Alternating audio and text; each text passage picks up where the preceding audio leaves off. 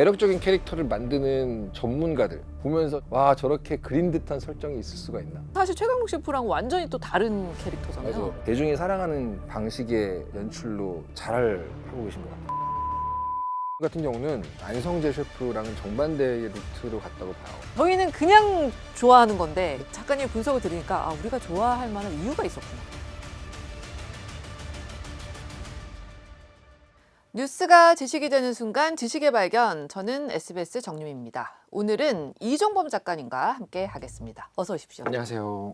사실 이 작가로만 소개하기에는 네네. 굉장히 아까운 분. 아 그런가요? 예, 하시는 다양한 일들을 직접 말씀을 좀 해주세요. 아 근데 하는 일이 되게 많으면 수상해 보이잖아요 좀. 지금은 그냥 한마디로만 얘기하면 이야기를 만들다 너무 좋아서 사람들한테 스토리텔링에 대해서 전파하고 다니는 스토리 애호가라고 소개를 하고 있어요. 근데 이제 주로 다른 시간대에는 뭐 교육을 하기도 하고 또 제 만화를 그리기도 하고 타인의 만화를 제작하기도 하고 그러고 네. 있습니다. 그 웹툰 속의 캐릭터들도 우리가 열광하는 그 트렌드가 있지만 이제 그 바깥으로 나와서 정말 존재하는 사람들에 대해서 우리가 열광하는 거 있잖아요. 최근에 이제 뭐 유행했던 그 흑백 요리사를 보면 그렇죠. 그 셰프들이 많이 나오지만 그 중에서도 뭐 당연히 1등에서 그렇기도 하지만 이 최강록 셰프 맞습니다. 이분은 근데 1등하기 전부터 좀 인기가 많았단 말이죠. 그분은 뭐 사실은 그전 경연에서 우승하셨을 때부터 네. 되게 아이코닉한 분이었잖아요. 너무나 아이코닉하죠 그분은. 왜 그- 인기가 많을까? 그 매력적인 캐릭터를 만드는 전문가들, 직업인들은 보면서 정말 무릎을 탁 칩니다. 와 저렇게 그린 듯한 설정이 있을 수가 있나.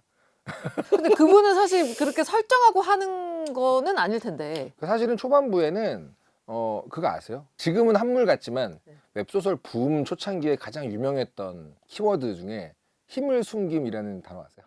웹소설 중에 누구누구가 힘을 숨김이라고 검색을 하시면 한 몇백 작품 나올 거예요. 네. 그리고 또 그런 단어도 있죠. 힘숨찐. 막 사람들이 좋아하는 인물이나 이야기 중에는 네. 기대심이라는 게 있거든요. 기대감. 무슨 말이냐면 우리가 1화를 다 보고 2화를 볼 때 돈을 낼 거야 말 거야를 결정시켜주는 큰 것 중에 하나가 기대감이에요. 사람들은 막 궁금하게 만들면 돈을 내지 않을까요? 그러시지만 궁금한 것도 한두 번이면 지쳐요. 근데 만약에 독자인 나는 이 주인공이 너무 강력하다는 걸 알고 있어요. 근데 이 이야기 속에 아무도 그걸 모르고 있어요. 근데 1화 마지막에 이 주인공한테 누가 시비를 걸어요. 거기서 딱 끝내버리면 어떡할 거예요? 보시겠죠. 내가 알고 있는 얘 엄청 센데 얘들아 얘 지금 힘 숨기고 있는 거야. 니네 큰일 났어. 빨리 2화 보고 싶죠. 왜? 나를 대신해서 통쾌하게 다 물려줄 거 아니까. 근데 그런 캐릭터들이 사랑을 받다 보니까 사람들이 어떤 그런 종류의 그 실제 능력과 보여지는 모습 사이의 괴리 같은 것들에서 되게 많은 쾌감을 느끼거든요. 아, 그게 최강록 셰프가 대표적인 거예요. 최강록 셰프가 네. 약간 어떤 사람인지 다 빼고 그 말만 한번 들어보세요. 네. 지나가는 사람이 보고선 너무 무서워서 막 오금을 저릴 만한 화법을 쓰지도 않으시고요. 보자마자 후광이 비치는 절대 고수의 방식으로 대화 안 하세요. 그냥 PC방 옆자리 형처럼 얘기하잖아요. 근데 알고 있는 우리는 어때요? 이 사람은 어떤 사람인지 알고 있잖아요. 그리고 본인이 써왔던 서사도 있고 네. 그 두 개가 괴리감이 있잖아요. 아 그러면 너무나 매력적인 거죠. 어... 그러니까 이게 이제 강래호 셰프와의 케미도 거기서 나오는 거거든요. 예. 한쪽은 나 고수야 이걸 다 보여주잖아요. 강래호 셰프는. 예. 그렇죠. 근데 옆에 있는 이 사람은 내가 보여주고 있는 수많은 활약과 실력과 검증한 뭐 여러 가지가 있는데 아직도 그렇게 말을 하고 있어요. 거기서 오는 갭이라는 게 있는 거거든요. 네. 그래서 뭐 다양한 종류의 캐릭터 매력이 있지만 최강록 셰프는 정말 메이저한 취향 중에 하나죠. 많은 분들이 사랑할 수밖에 없는. 그러니까 초창기 웹소설에서 유행했던 그 캐릭터를 갖고 계시는 거네요. 처음에 등장하셨을 때는 그랬죠. 안성재 셰프도 진짜 인기 많잖아요. 뭐 많죠. 남녀노소 진짜 인기가 많은데 네. 안성재 셰프는 사실 최강록 셰프랑 완전히 또 다른 캐릭터잖아요. 맞아요. 그거는 요 얘기랑 비슷해요. 흑백 요리사 1이 나왔을 때 그 제작한 PD 되게 친한 친구여가지고 그래요? 얘기를 들어봤는데 네. 뭐 저는 예상했지만 사람들은 언더독 서사를 좋아하니까 이제 흑수저들 좋아하겠지라고 예상을 했는데 웬걸 열어봤더니 백수저가 훨씬 인기가 많았다고 하더라고요. 그 왜 그러냐면 예. 여러 가지 이유가 있지만 우리가 언더독 서사를 좋아하는 이유는 나도 별게 없다고 생각하기 때문에 내가 감정이입한 저 사람이 잘 됐으면 좋겠다 그거거든요. 네. 근데 그렇게 다 모아놓고 보면 이미 자신을 검증해냈고 이미 그 수많은 고통을 뚫고 온 게 분명해 보이는 백수저들이 우리에게 주는 동경심이 훨씬 큰 거예요. 다시 말하면 백수저들은 이미 대체될 수 없는 자기만의 무기를 하나씩 들고 있는 사람들이란 말이에요. 여기서 되게 중요한 이 주인공의 요소가 뭐냐면 예상 가능해야 되거든요. 이게 캐릭터 키워드라고 해요.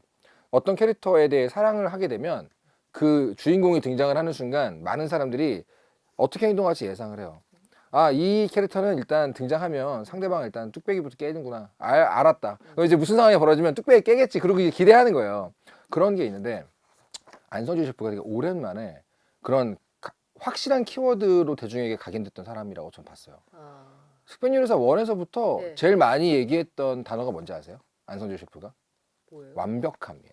아, 난 요리에서 완벽함을 본다. 네. 퍼펙션에 대한 얘기를 되게 반복해요, 일부러. 네. 그걸 자기의 어떤 키워드로 박아놓는 연출 작업을 초반에 1, 2, 3화 내내 하거든요. 그 사이에서 뭐 이분하게 읽지 않았네요. 왜 이분하게 읽지 않았다는 말이 유명한지 아세요? 아, 이 사람 완벽주의자구나를 보여주는 대사예요.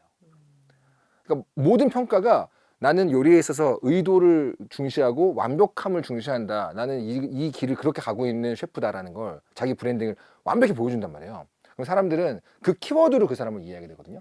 중요한 건 예측할 수 있는 인물이라는 거예요. 예측 가능성이 없으면 네. 매력이 없어요. 캐릭터는. 일단 예측할 수 있는 걸 박아놓고 나서야 그렇지 않은 예외적인 상황들을 보여주는 거예요. 그래서 안성준 셰프가 완벽을 추구하는 사람이구나 라고 이해하기 쉬운 인물이 됐어요. 심지어 그 모습이 멋있어. 그러면 이제 그 다음 하는 작업은 뭐냐면 그러니까 안성준 셰프의 의외의 면모를 보여줘야 된다. 이 사람이 어린애 같은 모습, 이 사람이 딸 앞에서 두 조금만 더 혼나는 모습. 이게 뭐냐면 지금 만들어진 이 멋진 동경의 어떤 이미지에 반대되는 이면을 줄 수 있는 거잖아요. 이거는 순서대로 반드시 들어가야 되거든요. 안성준 셰프도 지금 되게 대중이 사랑하는 방식의 연출로 잘 하고 계신 것 같아요. 착착착 밟아 나가고 계시는 거네요. 네, 저같이 맨날 주인공들 분석하는 사람들은 보고 있으면 되게 이해가 돼요. 그지? 저 정도로 이 요리의 진심인 모습을 1년 내내 보여줬으니 지금 보여줘야 되는 모습은 뭔가 허당의 모습. 누가 딸한테 혼나고 뭐 잘 못하고 이런 걸 또 보여줘야 되는데 라고 생각할 때쯤에 그런 걸 또 하시더라고요. 기가 막히게 하시는 분들이 있어요. 매력적인 캐릭터를 좀 분석을 좀 더 해보겠습니다. 네네. 네. 맨날 그 작품 속의 캐릭터들 얘기만 하다가 네. 실제 하는 인물들 얘기를 하니까 또 재밌네요, 이것도. 그러니까요. 네. 아, 저희는 그냥 좋아하는 건데 네. 작가님 분석을 들으니까 아, 우리가 좋아할 만한 이유가 있었구나. 네, 그게 제 직업병이에요. 사람들이 뭘 좋아하면 왜 좋아할까에 대해 그렇게 생각을 해요. 그래야지 사람들이 좋아할 걸 만들 수 있다고 보기 때문에. 네.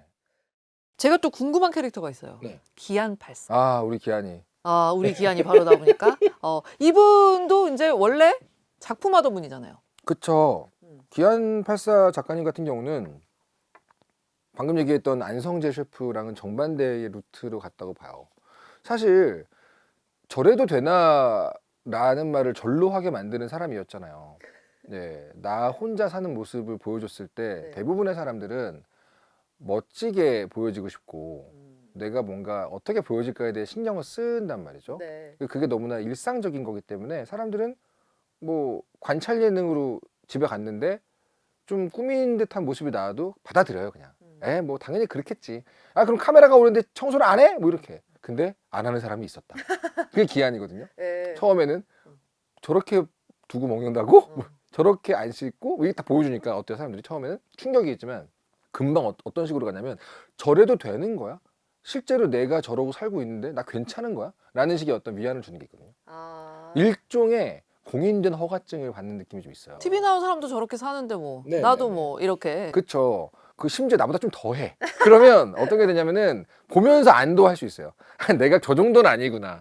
근데 그렇게 해서 자연스러운 모습, 편안한 모습, 그리고 약간 나에게 동경심까지는 아니지만 오히려 위안이나 어떤 안도감을 주는 모습 이런 걸로 처음에 인기를 얻었잖아요. 네. 그럼 그 뒤에 뭘 해야 될까요? 아, 이제 완벽으로 가야 됩니까? 이젠 예외의 모습. 나는 못할 것 같아. 마라톤 완주 누가 해요? 못하잖아요. 이제 이렇게 해서 되게 편안한 사람이지 이런 느낌이었는데 저런 모습이 있네. 내가 못할 거 하네. 동경스러운 모습이 있네가 이제 붙어지게 되면 갑자기 이제 깊은 맛이 나는 거거든요. 그래서 반대쪽으로 가는 게 되게 중요한 건데 네. 이제 그 뒤에 기안팔사 작가님은 정말 엄청난 노력과 고통을 받아가면서 뭔가를 이루는 모습을 갑자기 보여주잖아요. 그러면 이제 지금까지 쌓아왔던 것에 반대되기 때문에 이제 화학작용이 엄청 커지는 거죠. 이 두 가지. 만만한 줄 알았는데 그런 그쵸. 사람이 아니야. 저런 모습이 있구나. 더 나아가면 그걸 보고 있던 사람이 속으로 자기 전에 누워서 어쩌면 나도? 여기까지 가는 거예요. 이게 이야기의 중요한 기능이에요. 네. 어쩌면 나도까지 가면 좋은 이야기거든요. 이야기를 만들 때 이제 우리가 되게 중요한 게 네. 캐릭터. 근데 저는 이제 뭐 그렇게 이야기를 제대로 안 써봤으니까 우리가 스토리를 먼저 좀 떠올리고 그 다음에 캐릭터를 잡나요? 아니면 캐릭터를 먼저 생각하고 스토리를 써나가나요? 야, 이거 진짜 너무 좋은 질문이에요. 그래요? 너무너무 핵심을 꿰뚫는 질문이에요. 왜냐면 이야기를 쓰는 사람들을 둘러싸고 있는 네. 몇백 년 넘는 논쟁이거든요. 아, 그래요? 네. 그래서 사건과 어떤 소재와 구조 이런 걸 짠 다음에 그 안에 있을 인물을 고민하는 분들도 계세요. 근데 결론만 얘기하면 아주 오랜 기간 동안의 이 논쟁과 어떤 방법론 끝에 지금은 캐릭터를 조금 더 우선시하는 쪽으로 와 있다는 생각이 들어요. 이제는 사건이나 소재나 취지 이런 구조나 이런 것들은 나올 만큼 다 나왔어요. 비슷한 안에서 돌게 돼 있어요. 네. 반면에 캐릭터라는 건 아무리 비슷하게 나와도 그 매력이 사라지지 않아요. 그러니까 우리가 이야기를 본다고 했을 때 절대 빠질 수 없는 부분이 뭐냐면 인간에 대한 이야기가 아니면 우린 관심이 없어요. 그래서 대부분의 작가들은 지금 사람들이 어떤 종류의 인간을 보고 싶어 하나를 고민해요. 이게 그 캐릭터 고민이거든요. 어떤 종류의 사람을 우리가 지금 좋아하고 있죠? 모르겠어요. 궁금해요. 저도 항상. 예를 들면 이태원 클라스가 나왔을 때 사람들이 박세로이란 캐릭터에 대해 열광했던 걸 보면서 이렇게 생각하는 거예요. 와, 90년대, 80년대 성공 신화를 보였던 구조를 갖고 왔는데 지금 다시 보여주고 있는 박세로이의 열광을 왜 할까? 그랬더니 자기의 힘으로 바닥에서부터 기어 올라가는 사람들의 서사가 지금 수많은 젊은 층들에게 어필하는 부분이 있는 거예요. 지금 잘 되고 있는 이야기를 보고 있으면 현재 시대를 살아가고 있는 사람들이 어떤 인간상을 보고 싶어 하는지가 좀 묻어나는 게 있어요. 그게 캐릭터에 대한 고민인 거죠. 초인적인 캐릭터, 그러니까 현실에서 있기 어려운 캐릭터를 또 우리가 한때 또 좋아했잖아요. 지금도 여전히 그 계속되고 있나요? 흐름은 이어지고 있습니다. 물론 계속 그것만 보면 좀 질리는 맛이라고 해서 여러 가지 기출 변형과 변화구들이 나오고 있지만 여전히 시장의 한가운데에서는 초월자, 먼치킨, 강력한 존재가 주인공으로 나와서 이 보는 사람에게 스트레스를 좀 최대한 안 주고 성취감 위주로 주고 이런 흐름이 서브컬처 쪽에는 여전히 시장 한가운데 있고요. 근데 이제 많이 보신 분들은 그게 좀 질리니까 여러 가지 그 주변부의 다른 작품들도 보시는 거죠. 초인적인 인물에 대한 우리의 그 열광은 어떻게 분석하고 계세요? 이 얘기는 참 많은 분들이 오래 나눠왔기 때문에 정리되어 있는 부분을 공유를 해드리자면 예전에는 극장을 가는 게 이벤트였거든요. 그렇죠. 연애할 때 다 극장 가잖아요. 외식하는 것처럼 이벤트예요. 근데 지금 우리가 어떤 영상을 본다는 건 물론 이벤트처럼 극장까지 가서 보는 종류의 영상도 있지만 공강 시간 3분 남았을 때 지하철 기다릴 때 잠깐 화장실에 앉았을 때 볼 수 있는 다시 말하면 그 일상 속에 아주 작게 존재하는 틈들에서 감상할 수 있는 것도 늘어났죠. 그런 곳에서마저도 스트레스를 받고 싶을까? 내가 이 컨텐츠를 즐기는 이유가 뭘까 했을 때 잠깐 현실의 여러 가지 스트레스나 노고나 이런 것들을 좀 잊을 수 있게 만들어주는 것도 있는데 그때마저도 더 큰 쾌락을 위해 스트레스를 감수한다? 이런 경우는 쉽지 않거든요. 그러니까 이제 많은 수의 컨텐츠와 이야기가 우리들에게 어떻게 복무하는가가 좀 변했어요. 그러니까 오히려 현실과는 좀 동떨어진 이야기들이 우리가 현실에서 좀 필요한 스토리가 되는 거죠. 그렇죠. 그리고 또 이것도 있어요. 그 먼치킨 물이나 이세계 물, 그 회비환이라고 보통 해요. 회기, 빙의, 환생 이런 웹소설과 웹툰에 많이 사용되고 있는 요 장치를 보면 주로 어떤 게 보이냐면 현실에서 남들이 굉장히 무시했던 어떤 능력이 이 세계에서 너무나 굉장한 능력으로 발현되거든요. 현실에서는 예를 들면 이런 식이에요. 나는 농대 대학원에 가서 대학원생 얼마나 힘들어요. 그 농대 대학원이면 더더욱 사람들이 막 알아봐 주지도 않고 막 그러고 있어요. 밤새 막 일만 하고. 여기서는 이 농대에서 석박사를 하고 있다는 자신의 능력이나 이 가치가 평가절하 받잖아요. 근데 애가 이 세계로 갔는데 마왕군이 왜 인간을 침공하는지 아는가? 먹을 것이 없기 때문이다. 근데 네가 마왕으로 왔어. 그럼 네가 뭘 할 거야? 나 이제 마왕군에게 농사를 알려줄 거야. 이렇게 되면 여기서 갑자기 구원자가 되는 거예요. 그러니까 무슨 말이냐면 현실에서 무시받던 능력이 구원자의 능력으로 인정받는 게 요즘의 이야기의 되게 큰 흐름이거든요. 그러니까 자기 자신의 어떤 삶을 긍정하고 싶은 마음도 담겨 있는 거죠. 사람들이 좀 위로받고 싶나 보다. 위로를 너무 받고 싶어 합니다. 인정받고 싶은 거잖아요. 그렇죠. 인정 욕구, 위로 욕구. 그렇죠. 이제는 뭐 남이 안 해주니까. 사람들이 어떤 캐릭터에 열광하는지를 보고 작가님은 이제 우리에게 뭐가 부족하구나 이거를 좀 짐작을 하시는구나. 그렇습니다. 예. 특히 서브컬처를 가면 워낙 빠르게 반영이 되기 때문에 예를 들면 작년 12월 3일 네. 저는 제일 먼저 웹소설 플랫폼에 갔습니다. 어. 다음날 새벽 다 들어가니까 뭐 환생후 계엄사령관, 계엄후 이세계 헌터 쫙 있는 거예요. 그만큼 빨리 세상이 반영되는 곳이 서브컬처라는 것이고 웹소설 웹툰이라는 거기 때문에. 이미 계엄이 웹툰의 소재가 바로 네, 몇 시간 전에 기사 났는데 네. 지금 이미 관련된 1화가 올라오고 있는 거예요. 캐릭터를 좋아하다가 이제 AI가 만든 캐릭터를 좋아하고 있잖아요. 그렇죠. 대표적인 게 이제 그 햄스터 김햄찌 씨. 아, 김햄찌 씨 너무 좋죠. 네, 이분은 뭐 정말 성공을 하셨다고 하더라고요. 네네네. 직장인들이 굉장히 이입을 많이 해가지고. 그러니까요. 또 저는 또 개인적으로 뚱시바. 네. 뚱시바 너무 좋아해서 너무 저도, 좋죠, 예, 너무 저도 좋죠. 구독해서 이제 보고 있는데, 근데 이게 이제 저도 왜 좋아하는지 모르겠는데 좋아하고 있거든요. 네네. 이것도 작가님도 분석해 주셔야죠. 왜 좋아하고 있는 겁니까? 저희 솔직히 이런. 말하면 저는 AI 캐릭터이기 때문에 좋아한다고 생각하지 않아요. 우리는 언제나 그런 캐릭터를 좋아해요. 근데 네. 재밌는 게 있습니다. 웹툰 초창기에 네. 이 만화책 시장에 비해서 어떤 특징이 있었냐면, 만화책 때는 만화가가 되고 싶다고 해서 만화를 그려가지고 가져가면 덜컥 만화가가 되나요? 아니었겠죠? 안 되죠. 왜냐면 게이트키퍼, 중간에 수문장이 있잖아요. 담당자가 그림 이렇게 못 그리면 만화가 안 됩니다 하고 돌려보내죠. 네. 웹툰은 어때요? 그냥. 게이트키퍼가 누구냐면 독자들이에요. 네. 내가 못 그렸는데 재밌으면 장땡, 올려서 보여줬는데 사람들이 좋아해, 그럼 장땡인 거예요. 무슨 말이냐면 구현 가능한 기술이 나와버려서 이제는 내가 애니메이션을 만들 능력이 없으니까 오늘도 내가 회의 갔다가 우리 상사놈 때문에 열받은 거 적어놨는데, 내가 애니메이션 능력만 있었으면 이거 만들어가지고 올릴 텐데 싶은 사람들 전부 다 AI를 돌리거든요. 구현력을 인간에게 줬더니 매력적인 캐릭터를 만들 수 있는 능력자들이 그냥 구현할 수 있게 된 거라고 봐요. 앞으로는 그런 캐릭터들이 정말 더 다양하게 나올 수도 있겠네요. 저는 그렇게 봐요. 실제로 예전에 만화가들은 만화 잘 그리니까 만화가가 됐잖아요. 만화를 잘 그린단 말은 뭐냐면 만화만 그렸다는 얘기예요. 그럼 만화 외에 다른 경험을 안 해봤다는 얘기죠. 근데 웹툰 초창기에는요, 학교에서 벌어지는 일상툰 그린 사람이 실제로 선생님이었고요, 경찰의 일상툰 그린 사람은 실제로 경찰이었어요. 고시생의 일상툰을 그렸는데 보니까 고시생이었어요. 무슨 말이죠?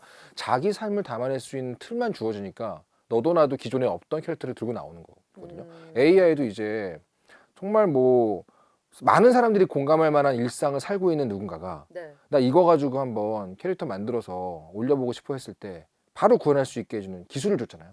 전 김햄찌도 그 중에 하나라고 봅니다. 왜냐면 김햄찌가 우리에게 보여줬던 모든 모습들이 네. 뭐 컨펌의 문제, 미팅의 문제, 회의의 문제, 상사의 문제, 이 퇴근의 이슈, 이 모든 것들을 우리 다 알고 있는 거잖아요. 대부분 그런 분들 퇴근하고 맥주 하나 마시느라 시간도 없는데 언제 그림을 그리고 있어요. 근데 AI가 해준 거죠. 행성 단위로 영향을 줬던 큰 사건은 몇 번이나 있을까? AI가 정확히 그 중에 하나거든요. 많은 분들이 AI 시대에 뭘 해야 될까를 질문을 하세요. 저도 그 질문을 하고 싶어 죽겠는데 왜 얘기하는 거고, 이 얘기가 나한테 왜 중요하고, 사람한테 이게 왜 필요한지를 말해야 돼요. 이게 있는 분들은 대체가 불가능해요. 삼국지 스토리 알고 싶으면 그냥 제미나이한테 물어보면 되거든요. 근데 왜 침착맨 보겠어요? 스토리 하면 떠오르는 이종범 작가와 지식의 발견 함께 하고 있습니다.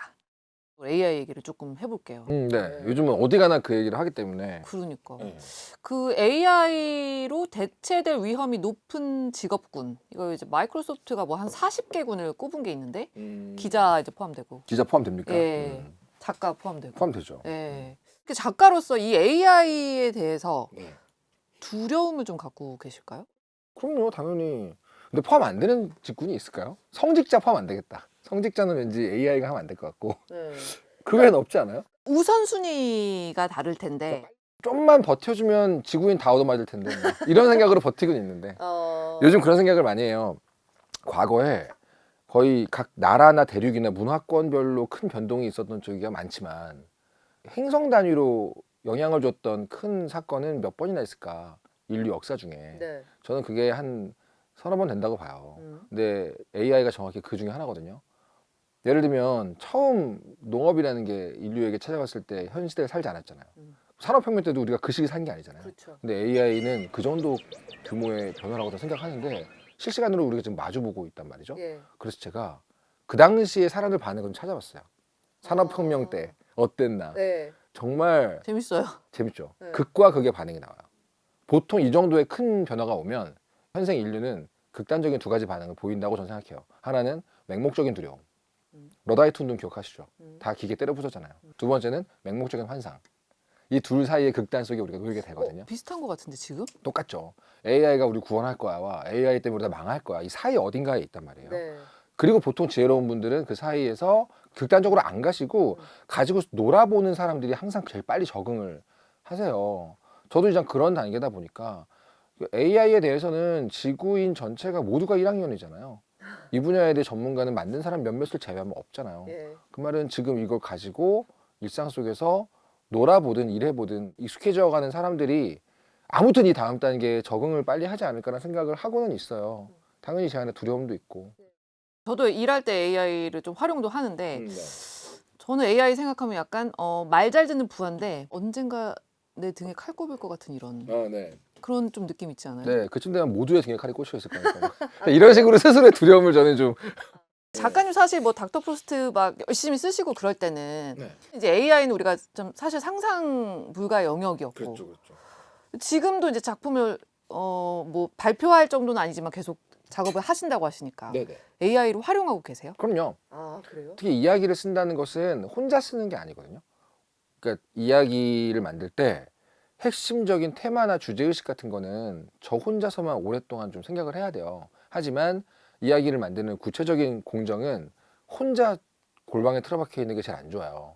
사람들하고 얘기해보고 친구들 만났을 때도 꺼내보고 네. 그러면서 계속 왔다 갔다 하면서 이야기가 점점 살을 붙여가는 거거든요. 근데 AI가 그 역할을 기가 막히게 해주긴 해요. 아 그래요? 내가 그 친구에게 의견을 묻거나 네. 반응을 묻거나 내가 만들어 놓은 이 인물에 대해서 느끼는 느낌, 인상 같은 걸 묻거나 하면서 보통은 이제 동료 작가나 친구들, 가족들 다니면서 이렇게 이야기에 살을 붙였던 공정을 걔하고만 할 수가 있게 돼가지고 조금 더 편하게 대화 상대로 좋죠. 내가 생각하지도 못했던 그 다음 이야기를 막 붙여주기도 하고 그러기도 하고 제가 제 생각에만 매몰되어 있다는 걸 느끼게 해줄 때도 있죠. 나는 굉장히 시크한 인물이라고 묘사를 했는데 네. 비호감이라고 얘기를 해주면 깨닫는 거예요. 아, 여기서 호감으로 가려면 좀 더 뭘 더 해야 되는구나. 이런 식의 어떤 작업을 해주죠.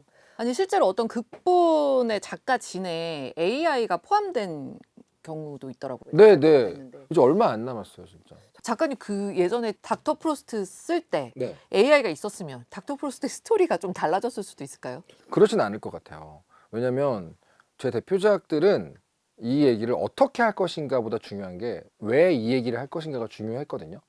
대부분의 작가들은 그래요. 내가 지금 뭐 예를 들어서 스포츠물을 쓰겠다. 연애물을 쓰겠다 그러면 왜 이 연애물을 쓰고 싶은지에 대해 고민을 막 하는 작가들이 있어요. 나에게 이게 중요한 얘기인가? 그런 고민을 하시는 경우가 있어요. 네. 근데 닥터 프로스트도 저에게는 뭐 10대, 20대 내내 고민했던 어떤 내용이기 때문에 꼭 얘기하고 싶었던 것들이에요. 그러니까 AI가 있었다고 해서 방향성이 바뀌진 않았을 것 같고 다만 어떻게 쓸 것인가에 대해서 좀 더 뭐 보조 역할을 받았을 수는 있겠죠. 조금 더 쉬워지는. 네네네. 좀 더 수월하게 내 마음도 좀 정리해보고 또 수월하게 갈 길도 찾아보고 그럴 수는 있지 않았을까. 많은 분들이 AI 시대에 뭘 해야 될까를 질문을 하세요. 저도 그 질문을 하고 싶어 죽겠는데 모두가 저한테 물어봐가지고 지금 아는 척하고 있거든요. 것 같잖아요. 저 전혀 모르겠는데. 근데 확실한 건 뭐냐면 AI가 우리에게 고민을 주는 이유는 대체 가능성 때문이잖아요. 이를테면 아까 말했던 그 양극단의 반응들 중에서 좀 환상이나 좀 낙관적으로 보시는 분들의 공통점은 이미 자기 자리를 잡으신 분들이 많아요. 나를 이미 증명해냈기 때문에 네. 대체될 수 없는 자기만의 무기를 가지신 분들이 많아요. 아. 근데 두려움 쪽으로 많이 가는 사람들은 당연히 아직 나를 검증하지 못했고 나는 대체될 수 있다고 느끼는 분들이 많아요. 대부분 전공생, 지망생, 신인들이에요. 오히려 요새 20대들이 힘든다고. 네. 지금 옆에 있는 친구하고도 경쟁을 해야 되는데 이제는 AI하고도 경쟁을 해야 되는구나. 저게 나를 대체할 거야 라는 두려움이 있기 때문인 거죠. 다시 말하면 대체 가능성, 내가 다른 어떤 사람이나 AI 때문에 대체돼 버릴 거야. 이 가능성을 줄여나가는 게 중요한 거잖아요. 네. 그래서 그게 뭐가 있을까 항상 저도 문제를 제기하는 편이에요. 기술을 연마한다? 이거는 잘못됐죠. 네. 왜냐하면 기술을 열심히 연마를 해봤자 AI가 나보다 기술적으로 더 뛰어나실 게 너무 자명하잖아요. 그럼 대체되겠죠. 그럼 대체되지 않을 수 있는 건 뭘까? 그것 때문에 작가들 중에 잘하시는 분들은 나의 시선, 나의 입장, 가치관들을 계속 정리하고 계세요. 왜냐면 내가 이런 얘기를 어떻게 쓸 거야, 어떻게 그릴 거야, 이건 기술적인 부분이 아니라 왜 얘기하는 거고 이 얘기가 나한테 왜 중요하고 사람들한테 이게 왜 필요한지를 말해야 돼. 이게 있는 분들은 자기만의 어떤 가치관과 시야가 정리가 된 거잖아요. 이거는 대체가 불가능하죠. 나를 좋아하는 사람들은 그 시야를 보고 싶어서 나에게 오는 거니까. 네. 그래서 결국은 자기 안으로 들어가는 사람들이 오래 살아남을 거라는 예상을 많이 해요. 외부에서 시키는 거 해왔고 네. 나에게 주어진 미션을 해왔고 그 결과 노하우가 쌓였다. 이 정도는 대체가 되기 쉬울 것 같아요. 반면에 나는 언제부터 이런 이야기를 좋아했고 언제부터 이런 걸 중시했고 왜 그랬고 이런 것들을 자세히 정리해 놓은 사람들, 그런 사람들이 좀 대체가 덜 될 것 같아요. 그래서 사람들이 삼국지 스토리 알고 싶으면 그냥 재미나이한테 물어보면 되거든요. 근데 왜 침착맨 보겠어요? 침착맨이 얘기하는 게 좋은 거예요. 무슨 말이냐면 이제 사람들은 어떤 결과물 가지고 경쟁하는 시대가 끝나가요. AI가 만든 거냐 인간이 만든 거냐 구분 못할 만한 결과물로는 이제 경쟁이 잘 안 될 것 같아요. 근데 그냥 그 사람 자체가 매력적이고 그 사람 자체가 나의 소비재야. 내가 그 사람이 좋은 거라고 한다면 AI가 아무리 발전을 해도 그 사람이 뭔가 얘기하는 거 쓰는 거 만드는 거 보고 싶을 거란 말이죠. 저는 아무래도 콘텐츠를 만드는 사람이다 보니까 네. 그쪽에 집중을 하는 거죠. 자기 자신이 곧 브랜드가 되는 사람들이 가장 안전한 세계가 오고 있죠. 침착맨도 그렇고 이종범도 그렇고 네. 이미 뜬 사람들은 AI를 활용하면서 점점 더 높아질 수 있는데 네. 아직 이름이 없는 사람들은 점점 더 이 차이가 벌어지는 거 아닌가? 실제로 많은 분들이 제가 존경하는 필자들이나 학자분들도 그래서 중간 단계가 사라질 거다. 양쪽 극단으로 몰릴 것 같다라는 얘기를 많이 하세요. 네. 저도 그런 느낌을 좀 받거든요. 그래서 아직 아무것도 가진 게 없는 사람들이 어떻게 자신을 브랜딩할 거냐에 대한 고민을 또 같이 하고 있어요. 제 학생들이나 친구들, 동생들도 다 그런 고민을 하고 있기 때문에. 네. 예. 아직은 별다른 방안을 찾으신 건 아니죠? 네, 그렇죠. 왜냐하면 요 시기는 말씀드렸다시피 제가 남보다 조금 더 일찍 시작해서 일찍 배웠던 것들을 쓸 수 있는 판이 끝나가고 있어요. 저는 지금 그 고민하는 학생하고 저하고 둘 다 1학년이라고 했잖아요. 네. 갑자기 제가 뭔가 묘안을 낼 수는 없죠. 같이 아. 고민을 하고 네. 이 중간 단계에 걸쳐 있는 인류를 좀 구경하고 있는 셈이랄까요? 작가님들이 이렇게까지 되는데 쉽진 않았는데 그들이 보기에는 어쨌든 2단계까지 오는 것도 그분들은 더 어려워진. 그런 것 같아요. 안정감이라는 게 이제 의미가 없는 시대가 된 것 같고. 그래서 이야기를 쓸 때에도 나 아닌 누구나 쓸 수 있는 부분들은 AI에게 좀 맡기는 편인데 그럴수록 이 고민이 오는 거예요. 그러면 나만 해야 되는, 나만이 할 수 있는 공정만 남겠구나. 그 부분을 계속 연습을 해야 되겠네. 이런 생각을 많이 하죠. 떠오르는 말이 있는데 영포티. 영포티요. 영포티. 저 40대라서. 작가님도 포티? 저도 포티. 저는 올드 포티예요. 아니 뭐 몇 살, 2살 차이인 자, 0을 붙이고 싶은 마음이 전혀 없는 포티. 젊게 보이고 싶지 않다. 네, 굳이 모르는 느낌이 좀 있죠. 근데 저는 약간 처음에 영포티의 정의를 들었을 때 뭐 자기가 젊은 줄 아는 40대. 그렇죠. 내 얘긴데 막 이런 생각도 전 들었거든요. 사실은 언제나 이제 사회에서 세대 간에 한쪽이 한쪽을 평가하고 누르는 건 언제나 위에서 아래였거든요. 기성세대가 네. 지금의 20대나 10대들을 평가하고 자기들의 잣대로 얘기하고 이게 더 많았어요.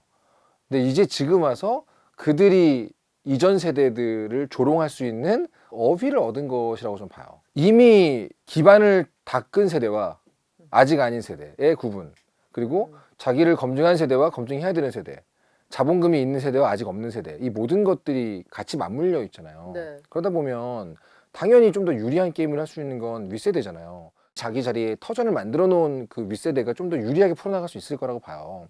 근데 그런 사람들에게 유일하게 없는 게 뭐냐면 젊음이거든요. 그럼 네. 반대로 말하면 밑에 세대가 유일하게 갖고 있는 건 뭐예요? 젊음이에요. 근데 이제 저 사람들이 그것도 가지려 그래? 그것도 갖고 싶었어? 이런 느낌의 반발심이 들어가 있죠. 그래서 원래는 그런 뜻이 아니었는데 뭔가 조롱의 네. 대상이 된? 처음에 의도는 뭐였을지 모르지만 시간이 가면서 바뀌거든요. 무조건 전유가 되고 변화가 되는데 영포티도 분명히 이제는 나는 경제적으로 좀 안정감이 생겼으니까 이제 좀 더 영한 느낌의 무언가를 추구할 거야라고 스스로 지칭한 걸 수도 있어요. 하지만 아주 빠른 속도로 조롱의 비하의 의미로 바뀌었잖아요. 야, 우린 젊기라도 한데 너네 이 젊음마저도 가져가고 싶어? 이런 느낌이랄까요? 박탈감? 약간 그런 게 반영됐다고 봐야 되나? 20대에? 언제나 이런 마음에는 박탈감이 있죠. 대부분의 조롱에는 박탈감이 함께 한다고 저는 생각하는 편이에요. 그러면 사실 포티들이 정말 이제 20, 30대랑 소통해야 될 일들이 있잖아요. 저도 뭐 회사 생활을 하면서 계속 되고 있는데 그렇죠. 대화를 해야 할 때 네네. 그때 우리가 이제 영포티로 비난이나 조롱을 받지 않으려면 네. 그냥 내가 늙어서 내가 꼰대라서 잘 모르는데 뭐 이런 식으로 접근을 해야 되는 건가요? 정답이 있을까요? 이미 미움받은 상태면 뭘 해도 안 될 거고요. 예. 이미 미움받은 상태에서 그렇게 하면 왜 징징대 나이 먹어서 뭐 이런 말 듣겠죠. 어렵다. 그러니까 그걸 그렇게 접근할 수 있는 건 아닌 것 같아요. 그냥 음. 사랑받는 캐릭터의 시작은 첫 번째는 교수가 꼭 사랑받아야 될까라는 기대를 버리고요. 두 번째로는 네. 근데 정말로 내가 관심을 가지고 있는 사람에게서 사랑받고 싶지 않아요? 저는 그렇거든요. 그러니까 제가 학생들에게 관심이 없다는 걸 느끼면 사랑 안 해줘도 이해해요. 네. 근데 저는 관심이 진짜 있어서 많이 봐요, 이렇게. 그러면 주로 질문을 많이 하게 되고요. 많이 듣게 되거든요. 네. 그러면 사랑해 주던데요. 아, 그러니까 옛말 틀린 게 없어요. 지갑은 열고 입은 닫아라 뭐 이런 것들. 네. 도와줄 거 없나 싶어서 도와주고 물어보고 막 답내주고 싶을 때 참고 그런 게 되게 중요하죠. 저 사실 마지막 질문으로 영포티가 좀 20, 30대들에게 미움받지 않을 어떤 생존법 같은 걸 여쭤보고 싶었는데. 영포티란 말이 있든 없든 가진 거 믿고 평가질을 하려고 그러면 당연히 미움받지 않을까요?